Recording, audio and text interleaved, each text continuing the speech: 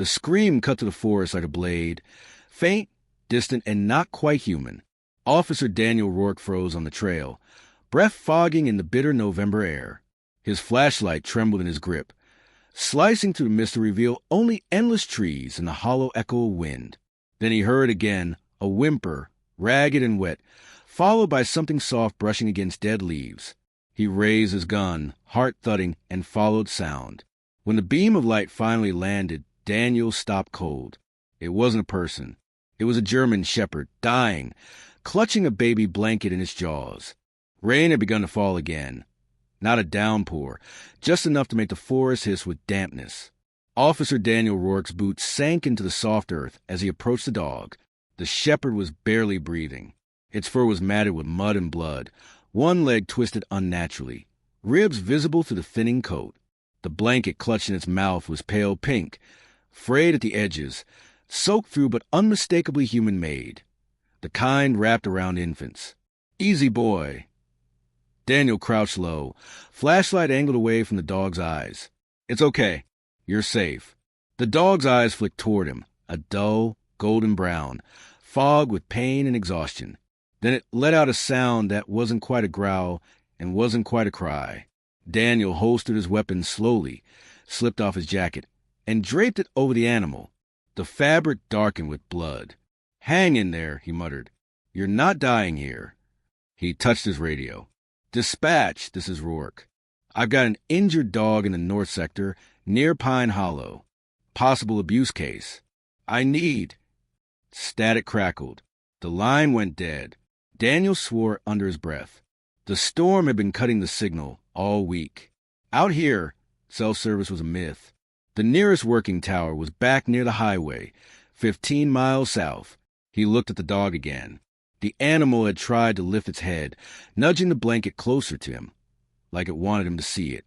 Daniel reached out, hesitated, and then gently pulled the cloth free.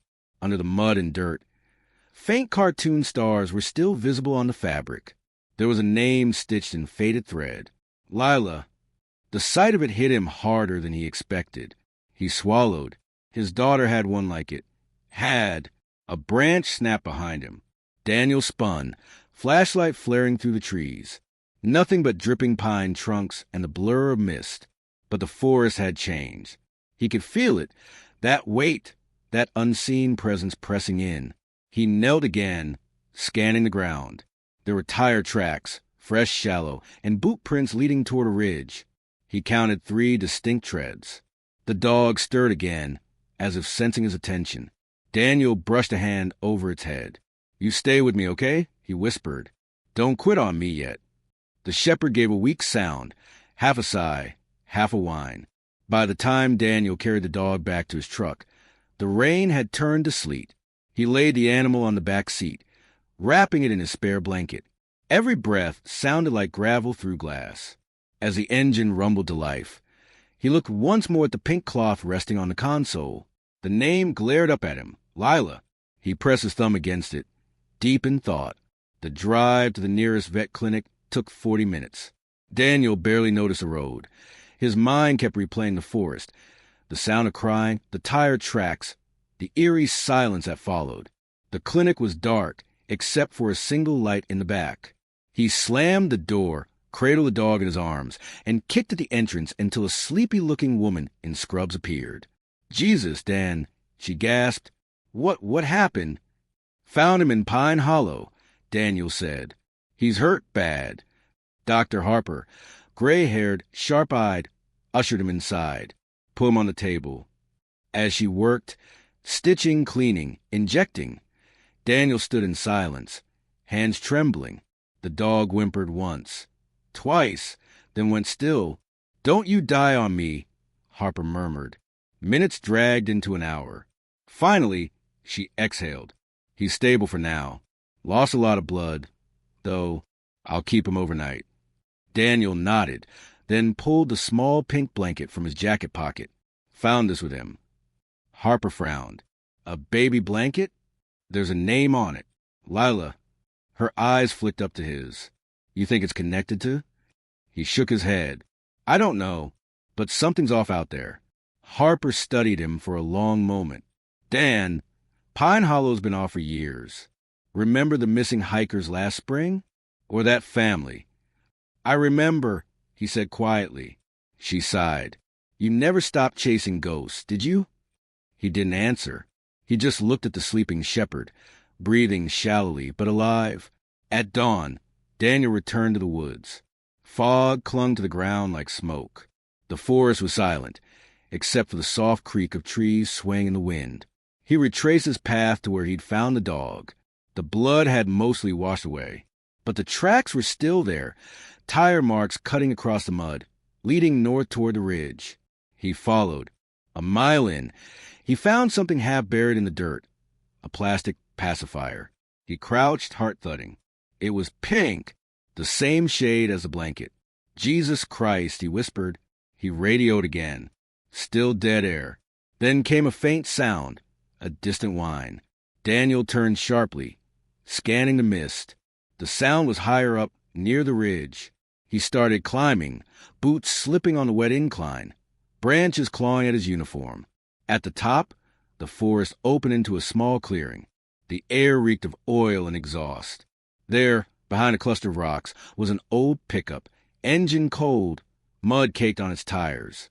He approached slowly. The door was open. Inside were empty beer cans, cigarette burns on the seat, and something else, a folded photograph on the dash. Daniel picked it up. It showed a man and a woman in front of the cabin, smiling, arms around each other. Between them, in the woman's arms, was a baby, a pink blanket around her shoulders. Lila, that's when he heard it, a twig snapping behind him. He turned, hand instinctively on his gun. A man stepped out from behind the trees. Mid-40s, rough beard, hunting jacket. His eyes were bloodshot, jaw tight. Who the hell are you? Daniel demanded. The man didn't answer. He looked past Daniel, toward the truck. Then he smiled. You found her dog. Daniel's pulse spiked. Whose dog? The man took another step forward, hands raised just enough to show he wasn't armed. The baby's, the one that thing was guarding. Daniel felt the weight of the words settle in his gut. There was a baby? The man nodded slowly. Not anymore. Before Daniel could react, the man turned and ran, vanishing into the mist. Daniel chased after him, shouting, but the woods swallowed every sound. Only the echo of footsteps, fading deeper into the trees. When he stopped, chest burning, the forest was silent again. But beneath that silence, he could swear he heard it, the faintest sound of a baby crying far off in the woods. The forest seemed alive now, shifting with every gust of wind. Officer Daniel Rourke had learned over the years that Pine Hollow didn't just hide wildlife, it had secrets. And sometimes those secrets clawed back. He drove back to the clinic in silence. The shepherd lay on the passenger seat, wrapped in blankets, trembling despite the warmth of the truck's heater. Daniel's mind replayed the encounter. The man in the trees, a photograph, the whisper hint of a baby lost somewhere in the woods. Something about the way the man had smiled sent a chill down Daniel's spine, as if the horror he glimpsed was only the surface. At the clinic, Dr. Harper waited with coffee and a scowl. You look like hell. Did he try to kill you or something? Not exactly, Daniel muttered, but someone out there knows more than they're letting on. And I think the baby, Lila, is real. Harper leaned against the counter. Real or dead, Dan? Because I've seen what happens when you chase ghosts in this forest. People get hurt, dogs get hurt, and sometimes you end up hurt too. Daniel didn't respond. He just glanced at the shepherd. The dog's eyes followed his every move, weak but watchful. It had saved something, or someone. That much was clear. By mid-morning, Daniel returned home, a small, weathered cabin on the outskirts of town. The walls were lined with hunting rifles, old photographs, and plaques from years of service. But today, he barely noticed any of it. His mind was tangled in the puzzle. A dying dog, a baby blanket, a man who vanished into thin air. He laid the dog down in a makeshift bed in the living room, covering it with a heated pad. Then he sat on the edge of his couch, staring at the blanket again. Faded letters spelled out Lila, a name that seemed to hang in the air like a curse. His phone buzzed. A number he didn't recognize. Hesitant, he answered, "Officer Rourke?" "Yes. My name is Claire Benton. I think you have something that belongs to me." Daniel frowned. "You mean the dog?" "No, the blanket, and the child it belonged to. I need to see you. It's important." He hesitated. Claire Benton. The name rang a bell, faint and distant. A case file from years ago. A missing family in Pine Hollow. One that had never been solved. "Where are you?" he asked.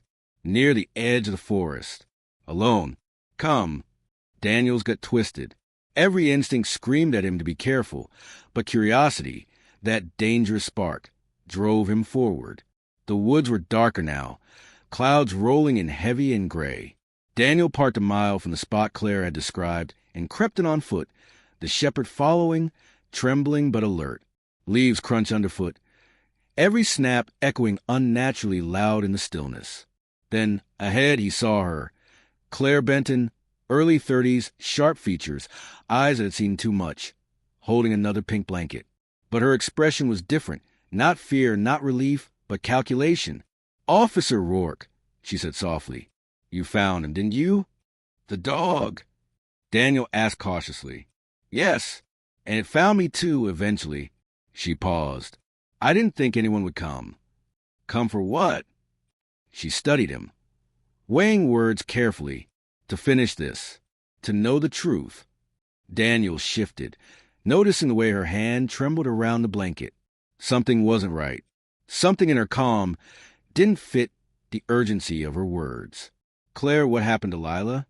Her eyes hardened. "Do you really want to know?" He nodded. She took a deep breath. 7 years ago, my husband and we lost her. I was careless. He was angry. I wanted her safe, hidden from him. He was dangerous. And the dog, the German shepherd you found, it was supposed to protect her. That's all it ever did." Daniel frowned. "Protect her? Where is she?" Claire's lips trembled. "I don't know. The last I saw, she was alive. The rest, I was never supposed to find out." A sudden rustle behind them made both of them spin. The shepherd growled weakly, hackles raised. Daniel raised his flashlight. Nothing. Then movement, a figure slipping between the trees. Male, tall, familiar from the photograph he had seen in the truck. The man. "You," Daniel said, voice tight. "What the hell are you doing here?" The man smiled, slow and calculated. "I see you've met Claire. That's my ex-wife." Daniel's mind raced. Betrayal. Tangled relationships. Lies layered over years. "Where's Lila?" The man shrugged. "She's not who you think. She never was. But the dog knew, and that's why you have it now." Daniel gritted his teeth. "Explain." "I can't. Not here. Too many eyes. Too many memories. But if you want to say what's left, you follow me." Before Daniel could respond, the man vanished again into the mist. Claire's hands shook as she held the blanket. "Dan, this is bigger than anything you've dealt with. You can't trust anyone here. Not me, not him, not anyone in Pine Hollow."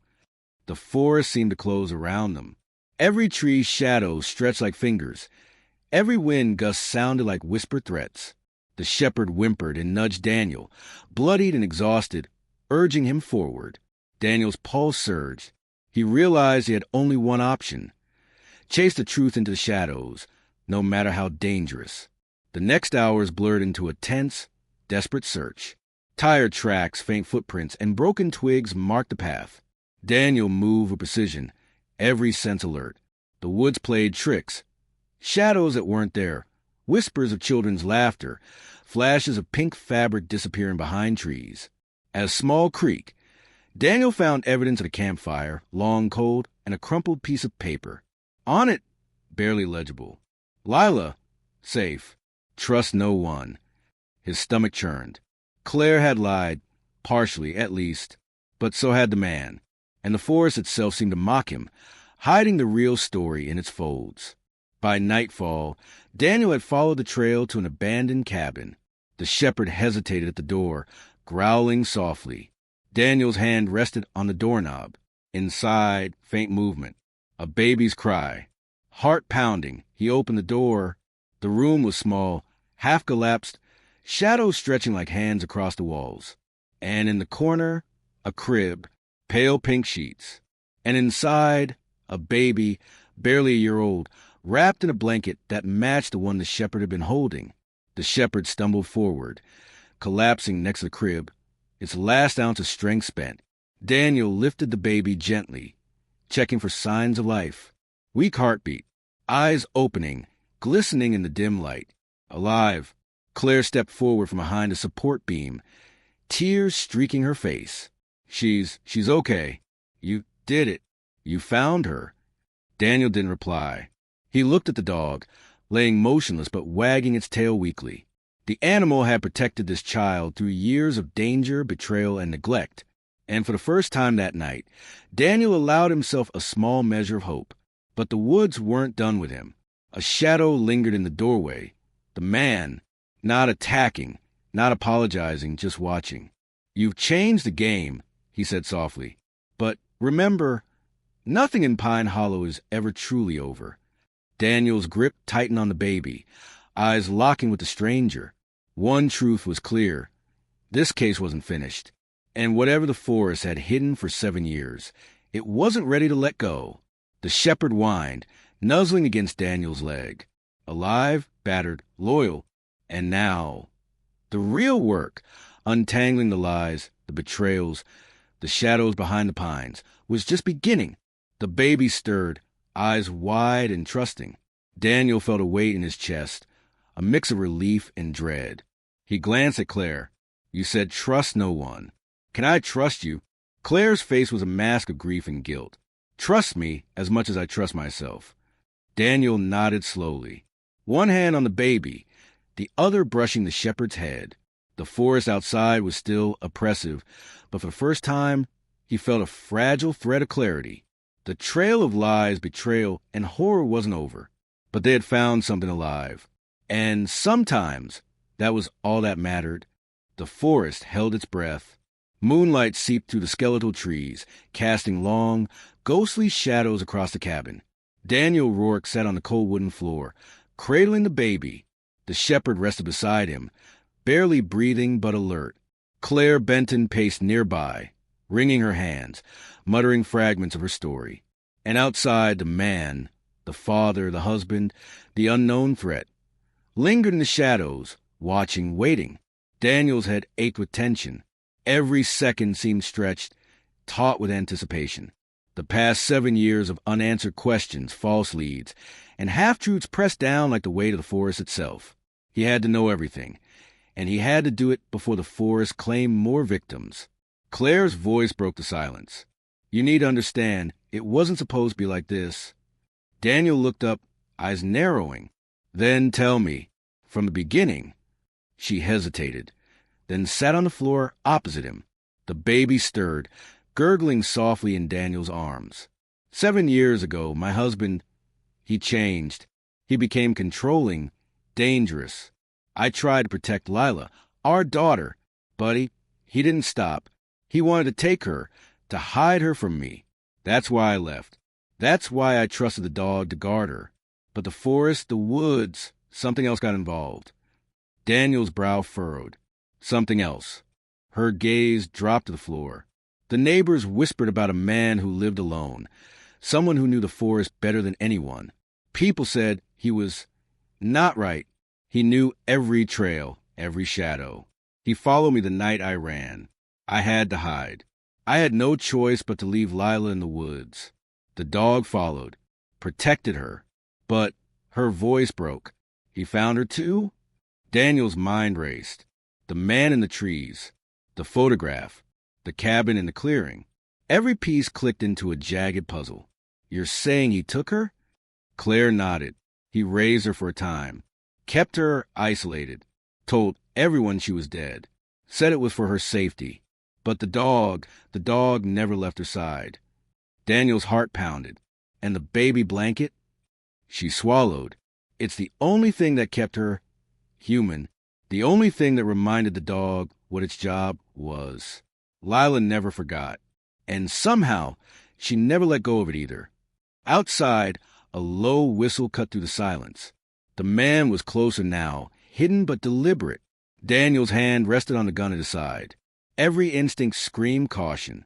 Every fiber of his being was on alert. Suddenly, the man stepped into the cabin. Moonlight glinted off his eyes, sharp, cold, unyielding. "You found her," he said softly, "but you don't understand the rules here." Daniel rose, shielding the baby instinctively. "Explain yourself." "No more games." The man smiled faintly, almost sadistically. "The forest protects its own. Lila belongs here until she can't. That dog, your little hero, it's been guarding her for years, longer than anyone imagined. And now you've broken the balance." Daniel's grip tightened. "Enough. Where is she? Why did you take her? And what the hell do you mean by balance?" The man's eyes glimmered. "I did what I had to. The world outside isn't safe. People can't be trusted. Not her mother, not you, not anyone. But she's alive, isn't she? And that's all that matters." Daniel's teeth ground together. "You call this living? This is kidnapping. This is insane. Let me—" The man raised a hand. "No. Listen, you're too late to change the past. But perhaps you can help her now. She's scared, confused, and she trusts only one creature in this world." His gaze shifted to the shepherd. "The dog has done its job, but soon it won't be enough." Daniel looked down. The shepherd lifted its head weakly, tail thumping the floor. The baby gurgled, reaching for the animal. Daniel realized something. The bond between them wasn't just survival. It was love, loyalty, and an unbreakable trust that even humans couldn't replicate. Hours passed in tense silence. Claire whispered fragments of the past. The husband's descent into obsession. The dangers that lurked in Pine Hollow. The nights she spent hiding, listening, praying. Daniel stitched the pieces together like a tapestry. Every lie, every omission, every terrifying truth forming a map of human frailty and flawed morality. The man remained a looming shadow, watching, weighing every word. It became clear he wasn't entirely evil. Or perhaps he was too twisted by fear and obsession to be called human. Daniel realized the forest had warped him, shaped him, turned him into a guardian in his own right, but one who had lost sight of morality along the way. Finally, the man spoke again. "You don't understand what it took to keep her alive all these years. The world outside, it would have destroyed her. You think saving her now changes anything? She'll never be the same." Daniel stood tall, holding Lila securely. "No, but we can give her a chance.